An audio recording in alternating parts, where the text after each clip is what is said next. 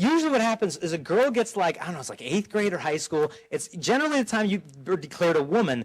The girl is told, look, now that you become a woman, you've got something guys like. Better than notes, shoved into. You got your body. You can give it to a guy. He's going to like you more.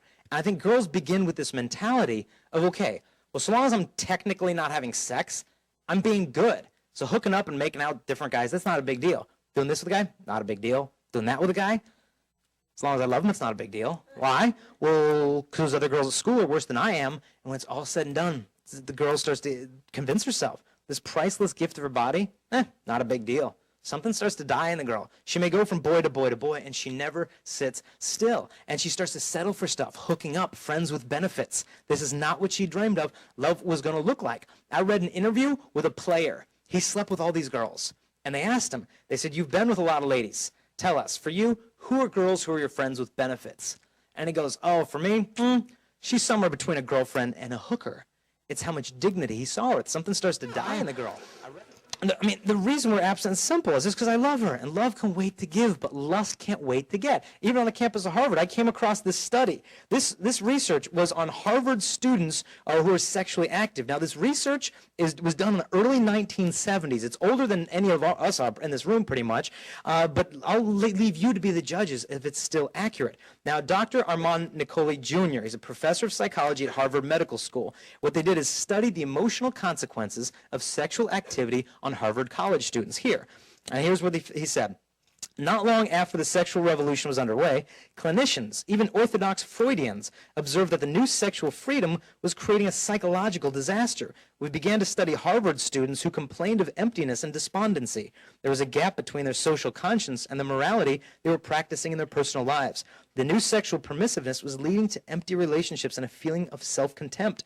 When some of them moved away from moral relativism to a system of clear values, typically embracing a drug-free lifestyle and a strict sexual code, their relationships with the opposite sex improved, as did relationships with peers in general, relationships with parents, and their academic performance improved as well. And so what this shows is that with these graphs and with this chastity, you are actually doing what is best for the other person. For me, that's the whole reason to be pure. Not because you're afraid you're going to get a disease, not afraid you're going to get breakup and your heart's going to get broken. The ultimate reason to be pure is because of love. By being pure with my girlfriend, I am loving a woman. There's this temptation to settle. University of Maryland, a professor runs like a sex class there, a health sex class. He interviewed the girls in the class. He split them up, guys on the side of them, girls on that side. It's one of the most popular classes at University of Maryland.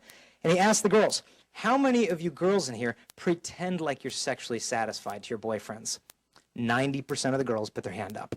And they asked, why? Why do you pretend? And the girls basically, I don't want to hurt his feelings.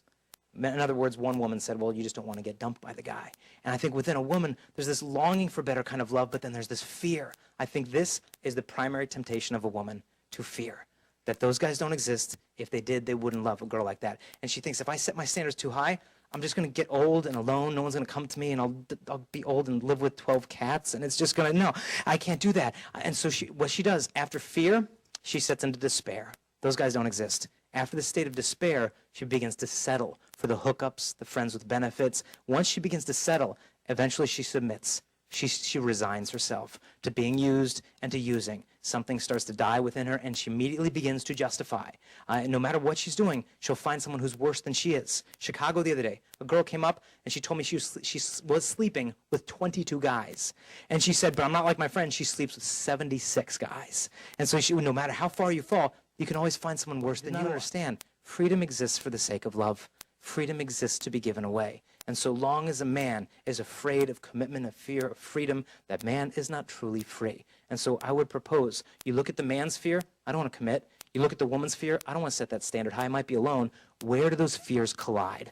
Hooking up, friends with benefits. The man does not commit, the woman does not commit. The woman doesn't set the standards high, the man doesn't set the standards high. Hooking up, friends with benefits is when we become slaves to our own weaknesses. And that is why I would propose a return to chastity is not going backwards to a Victorian era. A proposal of chastity is moving the generation forward to the type of love that we long for, because I firmly believe that the peace and the joy that come from chastity are worth more than all of the pleasures of the world.